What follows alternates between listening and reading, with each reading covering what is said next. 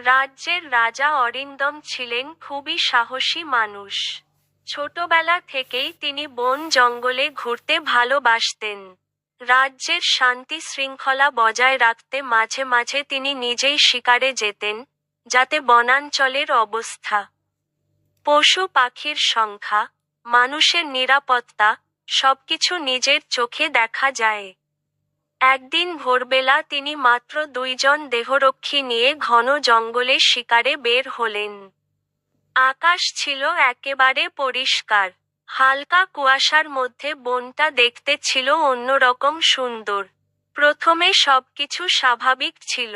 হরিণের দল দূরে দৌড়ে বেড়াচ্ছে, পাখিরা ডাকছে, হাওয়ায় পাতার মর্মর শব্দ। রাজা মন ভরে প্রকৃতি উপভোগ করছিলেন। কিন্তু হঠাৎ সামনে গভীর অরণ্যের মধ্যে এক অদ্ভুত শব্দ শোনা গেল, মনে হলো যেন গর্জন। দেহরক্ষীরা একটু সতর্ক হয়ে গেলেও রাজা বললেন, ভয় পেও না, হয়তো কোনো বড় পশু হবে। তারা সামনে এগোতেই ঘটনাটা ঘটল। ঘন জঙ্গল থেকে বিশাল আকৃতির একটি বন্য মহিষ বেরিয়ে এলো। চোখ লাল, শরীর ভিজে। স্পষ্ট বোঝা যাচ্ছিল ভীষণ রেগে আছে। রাজা আর দেহরক্ষীরা বুঝে ওঠার আগেই মহিষটি রাজাকে লক্ষ্য করে ছুটে আসতে শুরু করল। মুহূর্তের মধ্যেই পরিস্থিতি ভয়াবহ হয়ে উঠল। রাজা ঘোড়া সামলাতে সামলাতে পাশের দিকে সরে যেতে চেষ্টা করলেন, কিন্তু মহিষটি এমন গতিতে আসছিল যে হঠাৎ তার ঘোড়া পা পিছলে পড়ে যেতে লাগল। রাজা মাটিতে পড়ে গেলেন। দেহরক্ষীরা শোরগোল করে মহিষটিকে অন্যদিকে ফেরানোর চেষ্টা করল। কিন্তু উত্তেজিত প্রাণীটি আরো বেশি ক্ষিপ্র হয়ে পড়ল। রাজা জীবনে কখনো এত ভয় পাননি। মনে হচ্ছিল এটাই যেন শেষ মুহূর্ত। কিন্তু ঠিক তখনই অপ্রত্যাশিত ঘটনা ঘটল।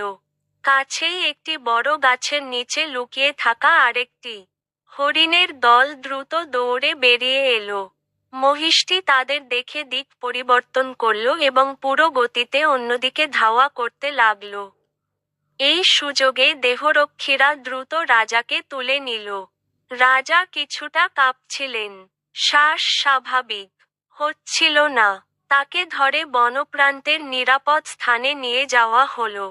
তিনি কিছুক্ষণ বসে রইলেন। তারপর ধীরে ধীরে ঘোড়ায় চড়লেন। আর কোনো ঝুঁকি না নিয়ে সবাই মিলে সরাসরি রাজপ্রাসাদের দিকে রওনা হলেন।